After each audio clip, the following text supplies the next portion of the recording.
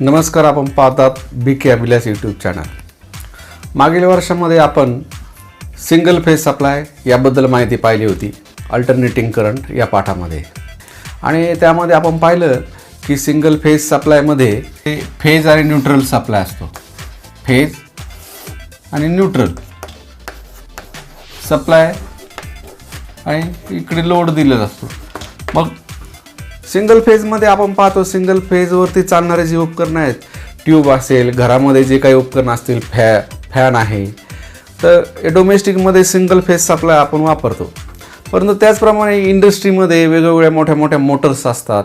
ते म्हणा शेतीचे पंपासाठी मोटर्स असतात आपल्या पाण्यासाठी. तर हे सर्व जे असतं हे 3 फेज सप्लायवर चालतात. मग 3 फेजवरती म्हणजे काय, 3 फेज असतात. 3 फेज, त्याला लाईन 1, लाईन 1, लाईन 2, लाईन 3 असं म्हणतात. 3 फेज असतात. तर आजच्या पाठामध्ये आपण ही माहिती घेणार आहोत की बहुफेज प्रणाली. बहु म्हणजे अनेक, एका फेजपेक्षा अनेक फेज जी प्रणाली आहे, सिस्टीम आहे, त्याला आपण पॉलीफेज म्हणतो. पॉली म्हणजे अनेक. मग याच्यामध्ये 3 फेज सिस्टीम असते. विद्युत निर्मिती केंद्रामध्ये 3 फेज 11,000 व्होल्ट निर्माण केला जातो. परंतु प्रत्यक्ष उपयोगासाठी आपल्याला काय करावं लागतं की जे काही उपकरणं, मशिनरी, मोटर्स आपण बनवलेले आहेत, तर त्या 3 फेजच्या असतील तर त्या 440 व्होल्ट सप्लायवर चालतात. आणि सिंगल फेज असेल तर 230 व्होल्ट सप्लायवर चालते. असे हे प्रत्यक्ष उपकरणांचे डिझाईन या ठिकाणी केलेले असते. तर आजचा पाठ हेच असणार आहे आपला की 3 फेज सिस्टीम म्हणजे काय, बहुफेज प्रणाली. आणि म्हणून सिंगल फेजपेक्षा 3 फेजचे फायदे अनेक आहेत. आणि मग ते कोणते कोणते फायदे असणार आहेत 3 फेज सप्लायचे, की याच्याबद्दल आपण माहिती आता पाहूया. Advantages of 3 phase over single phase. 3 phase supply जे आहेत याचे काय ॲडव्हान्टेज आहेत, फायदे काय आहेत सिंगल फेज सिस्टीमपेक्षा, याची आपण माहिती पाहत आहोत. तर या ठिकाणी यानंतर आपण फेजसाठी असंच एक सिम्बॉल फाय आपण वापरणार आहोत शॉर्टमध्ये.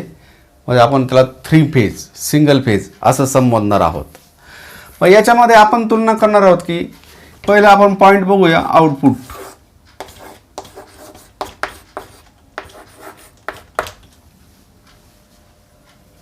आउटपुट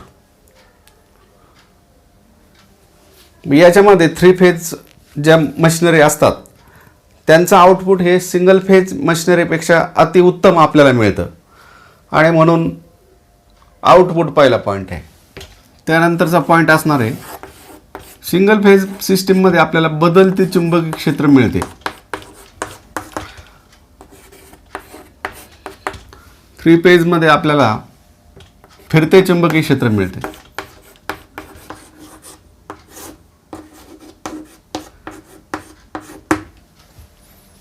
बदलते चुंबकीय क्षेत्र आणि फिरते चुंबकीय क्षेत्र.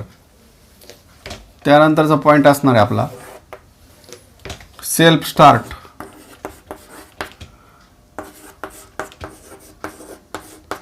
सिंगल फेज मोटारी ह्या सेल्फ स्टार्ट नसतात. म्हणून त्याला सुरुवातीला स्टार्ट करण्यासाठी 2 फेज करावे लागतं. हे आपण नंतर ज्यावेळेस आपल्या मोटारीचं लेसन असणार आहे त्याच्यामध्ये आपण माहिती पाहणारच आहोत. तर सिंगल फेज मोटर ह्या सेल्फ स्टार्ट नसतात, परंतु 3 फेज मोटर ह्या सेल्फ स्टार्ट असतात. त्यानंतरचा पॉईंट असणार आहे आपला torque, power factor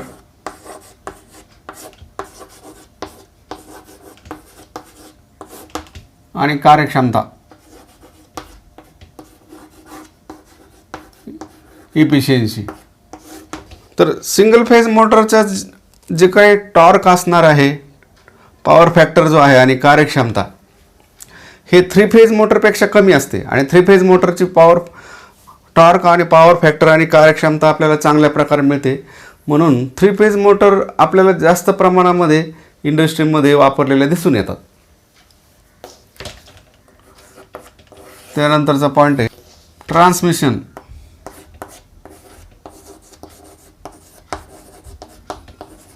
transmission cost. Transmission cost म्हणजे वीज वाहून नेण्याचा खर्च. ट्रान्समिशन लाईन्स मोठ्या मोठ्या टॉवर लाईन्स असतात आपण पाहिलेले.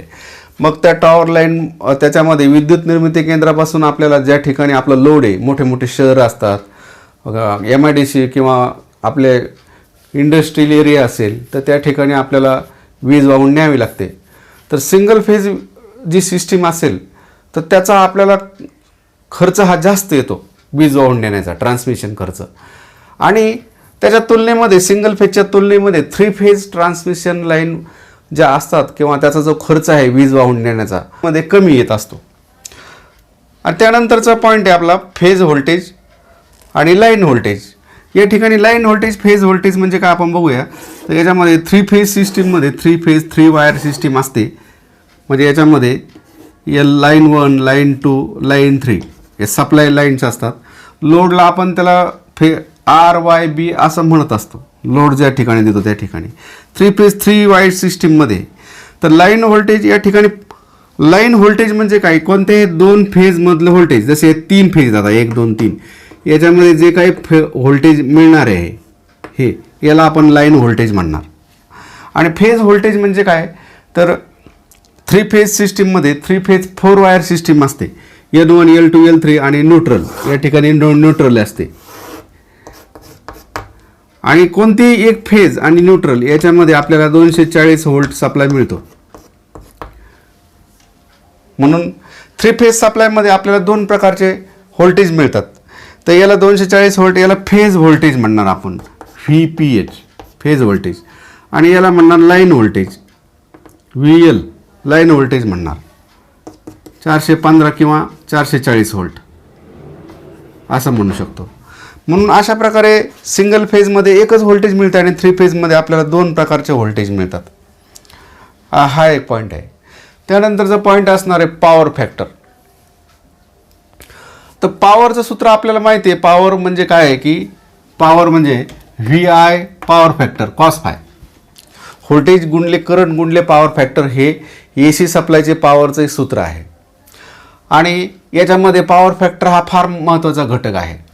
कारण आपला लोडचा पॉवर फॅक्टर जर चांगल्या प्रकारचा असेल तर त्या ठिकाणी आपल्याला करंट कमी लागतो, वीज कमी खर्च होते.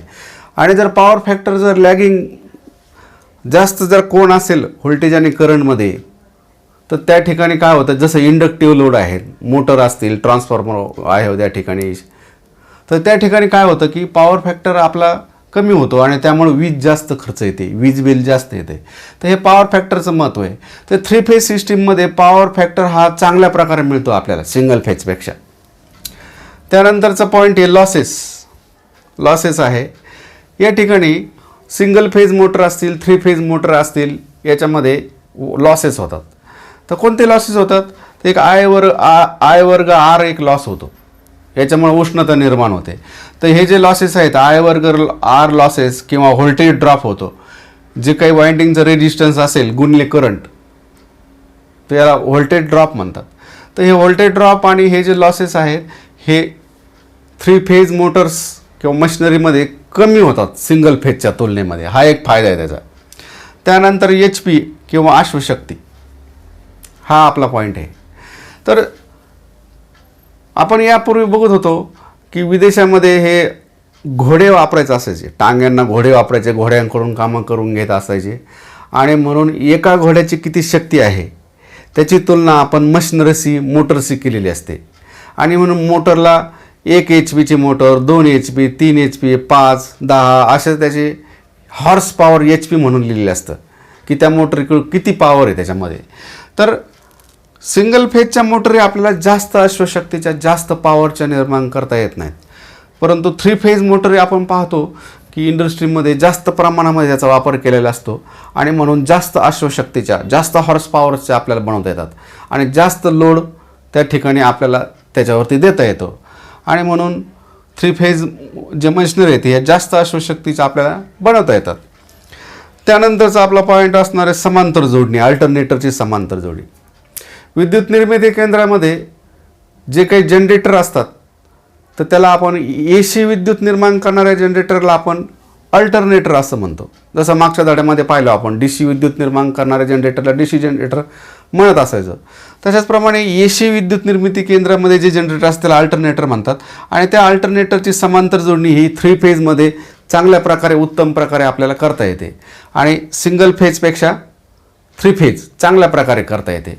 तर असे हे आपले हे बहुफेज प्रणाली व पॉलीफेज जे आहे सिंगल फेज सप्लाय सिस्टीमपेक्षा 3 फेज सप्लाय सिस्टीमचे अनेक फायदे आहेत आणि म्हणून 3 फेज सप्लाय जो आहे जास्त प्रमाणामध्ये वापरलेला जातो. होमवर्क गृहपाठ आहे या ठिकाणी. प्रश्न पहिला, बहुफेज प्रणाली म्हणजे काय? प्रश्न दुसरा, सिंगल फेज सप्लाय सिस्टीम आणि 3 फेज सप्लाय सिस्टीम यांच्या तुलनेत कोणती प्रणाली फायदेशीर आहे व का? तर असा हा लेसन तुम्हाला आवडला असेल तर व्हिडिओला लाईक करा, मित्रांना शेअर करा आणि आतापर्यंत जर चॅनल सबस्क्राईब केलं नसेल तर चॅनलला सबस्क्राईब करा. धन्यवाद.